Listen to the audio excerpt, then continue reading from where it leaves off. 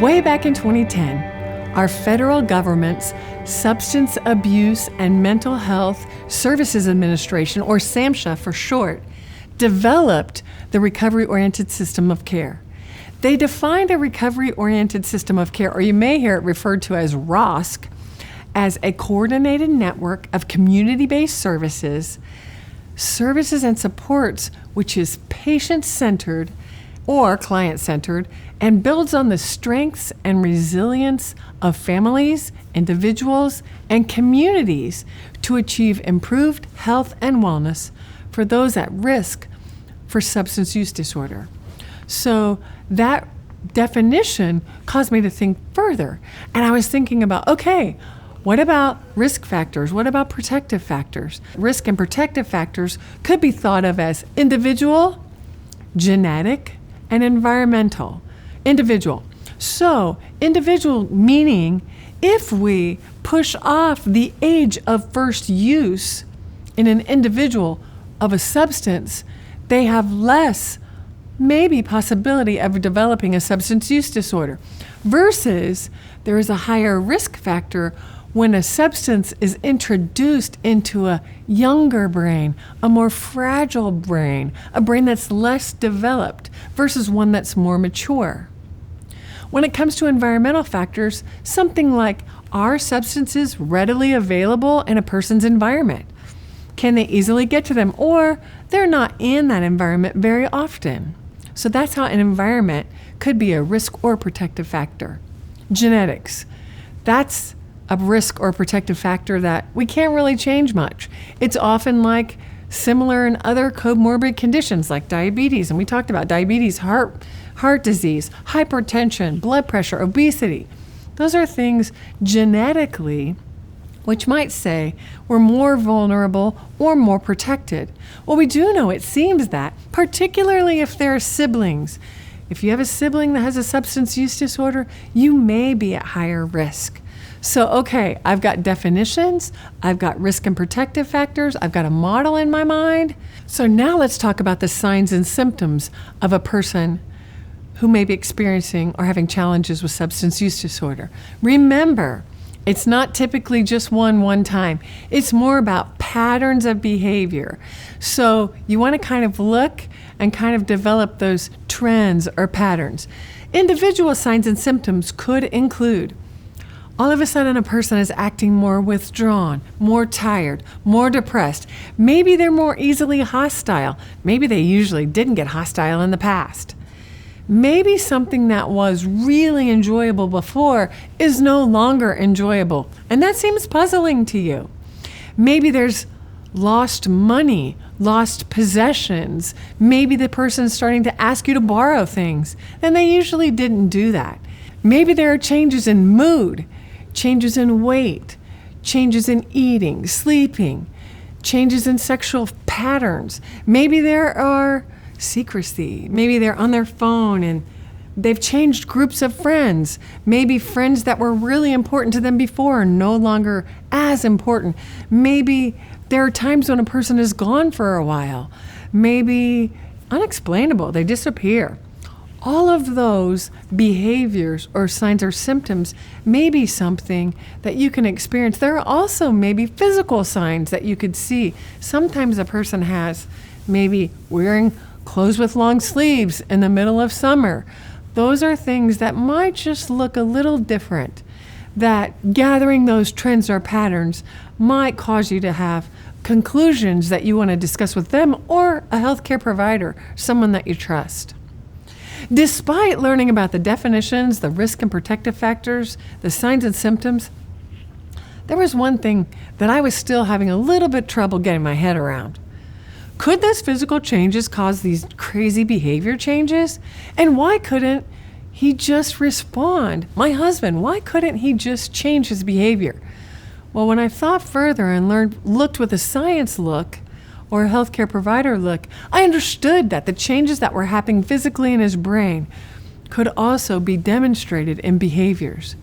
My husband, Pastor Greg, he came across this guy named Dr. Christian Conte, and he is a licensed professional counselor.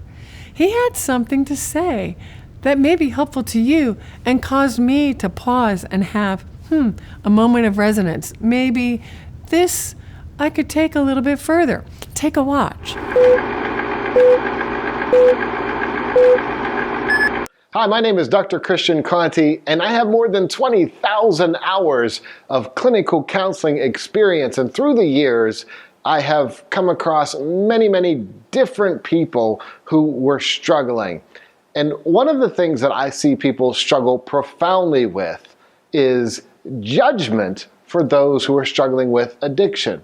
Look, the one thing I've seen for sure through the years is this: when people don't experience a particular issue or a particular topic doesn't hit them, they have a tendency to be more judgmental and feel really confident that their judgments are somehow warranted.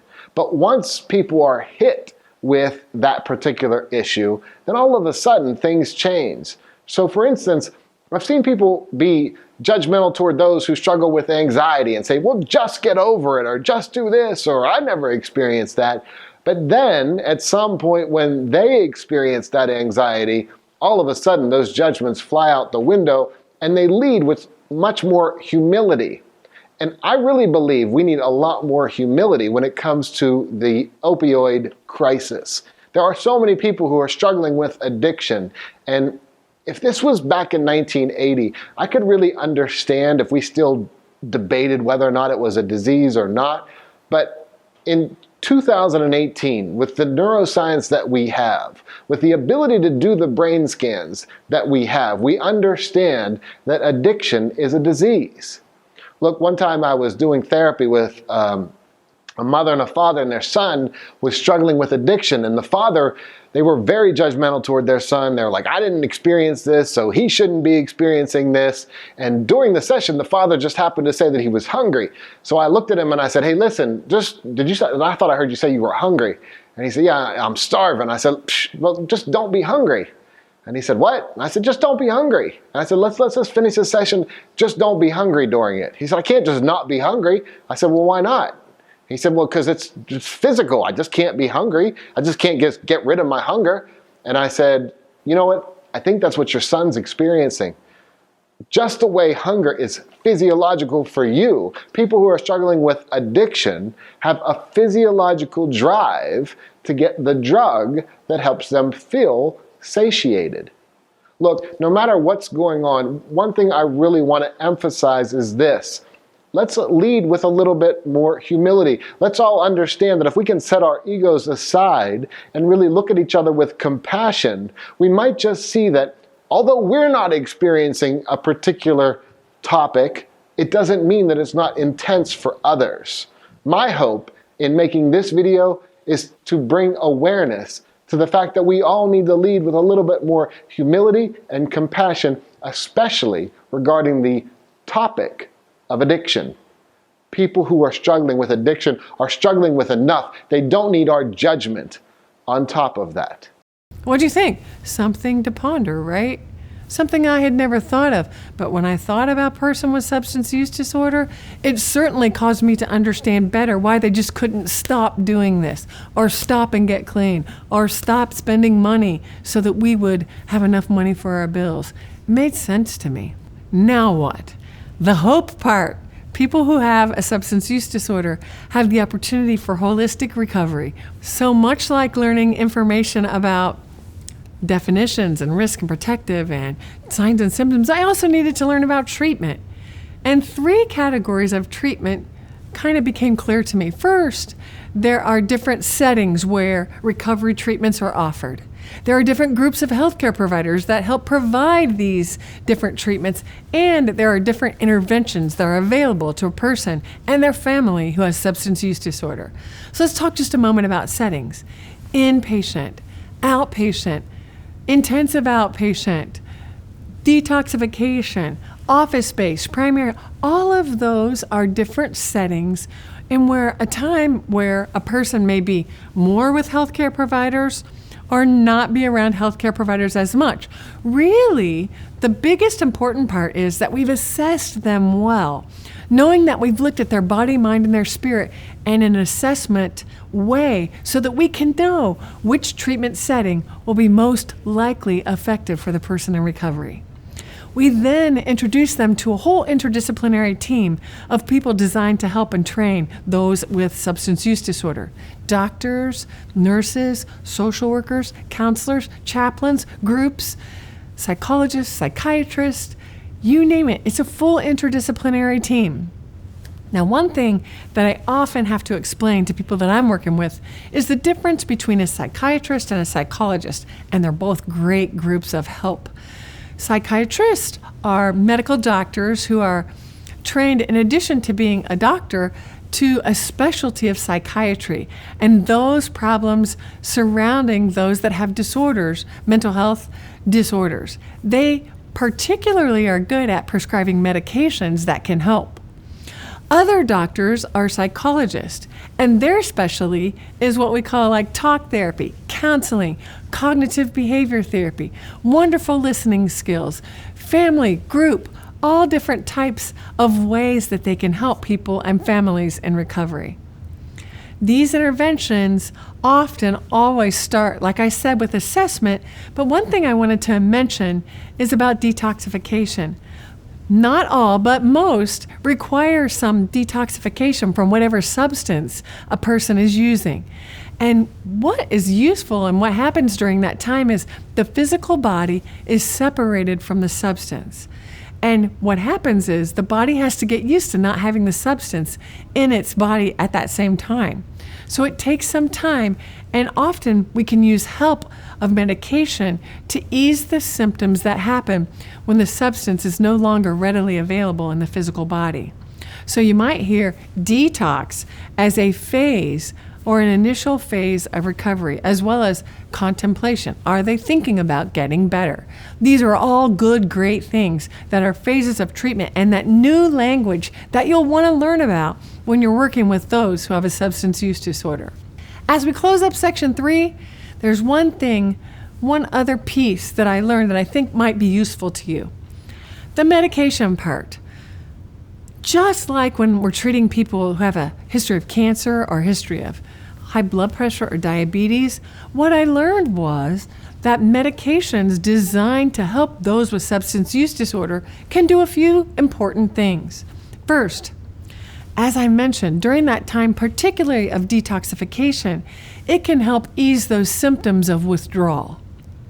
As you may or may not know, the brain is full of a lot of chemicals, a lot of electricity and chemicals that help translate different parts of the brain to different thoughts, behaviors, emotions in your body.